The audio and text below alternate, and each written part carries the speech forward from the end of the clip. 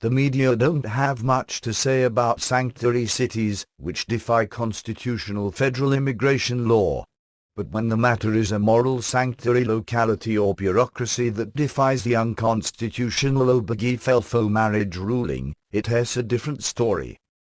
And such is the story in Moorhead, Kentucky, where a county clerk has responded to the Supreme Court's constitutional trespass by refusing to issue marriage licenses to anyone.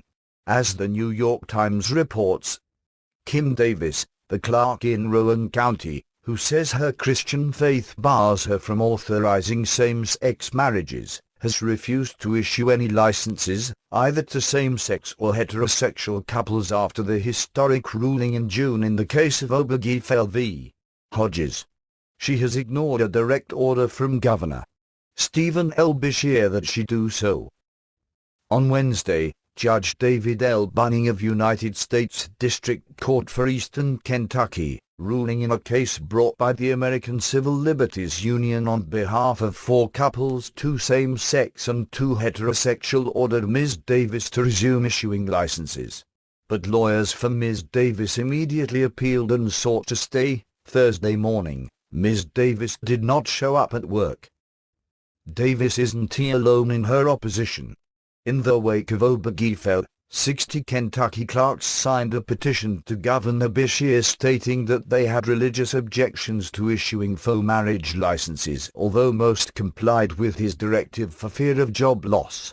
And as the Times also tells us, in Alabama, probate judges in 13 of 67 counties are, like Ms. Davis, declining to issue marriage licenses to anyone. One, Judge Nick Williams of Washington County, has urged the state justices to issue a landmark ruling to defy the Supreme Court. And State Senator Greg Albritton is calling for the state to get out of the marriage license business. In the latter it joins Mississippi, which also may remove itself from the marriage license business. Yet not everyone, even in Rowan County, one of Kentucky's more conservative, stands with Davis.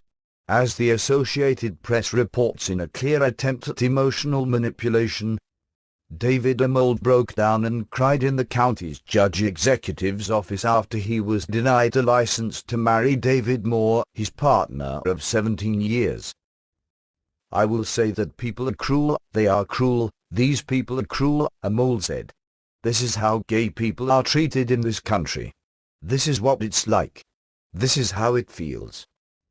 The county judge executive's secretary, Lois L. Hawkins, started to cry with him.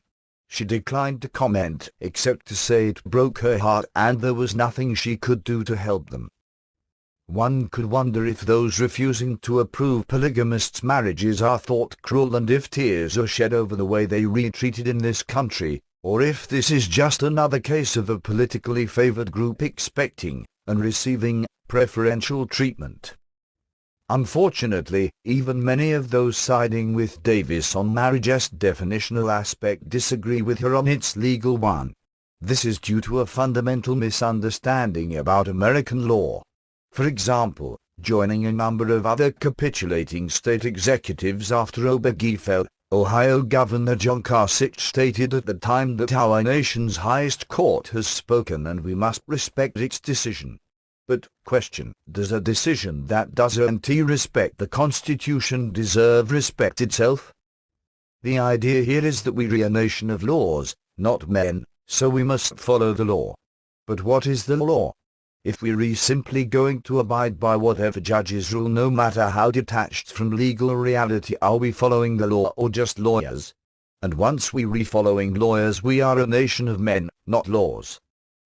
Most have been conditioned to accept judges as final arbiters of law's meaning. After all, judges settle things, don't they? This standard would be fine with judges infallible oracles of wisdom, but the reality is, as Thomas Jefferson said, that they have with others the same passions for party, for power, and the privilege of their core. History attests to this, with the Supreme Court demonstrating time and again not intellectual consistency but continual contradiction. Just consider the dichotomy between the Plessy v. Ferguson and Brown v. Board of Education decisions. This subordination of laws to men, of constitution to judges, is brought into stark focus when considering that the latter's ultimate arbiter power was not granted to them by the constitution but by judges themselves. It was unilaterally declared in the 1803 Marbury v. Madison decision. In other words, deference to it can be an example of accepting circular reasoning. How do I know the judges have their trumps all power? The judges told me so. While homosexual activists celebrated after Obergefell and some group celebrates after every decision, ultimate decider status for judges is nothing to celebrate. This warning was issued by none other than Thomas Jefferson, who said in 1819 that if it ever became accepted that courts have the final say on law's meaning and that their determinations must constrain all three branches of government, our Constitution will have become a faux-marriage, a suicide pact, and our Supreme Court an oligarchy. And now it has reached the point where, as Antonin Scalia wrote in his scathing Obergefell dissent, we allow the policy question of same-sex marriage to be considered and resolved by a select, patrician, highly unrepresentative panel of 9 and thus violate a principle even more fundamental than no taxation without representation, no social transformation without representation. The oligarchy reigns. Yet there is a solution. Nullification. This is simply when states declare that since a given federal action is unconstitutional, they will not abide by it. This may seem radical to many, but it is nothing new. What do you think is happening with sanctuary cities and the refusal to enforce federal immigration laws, or with localities that thumb their noses at federal drug laws? Nullification. Also note that nullification is, as Jefferson instructed, the rightful remedy for any and all unconstitutional federal dictates. And this brings us to the real story here.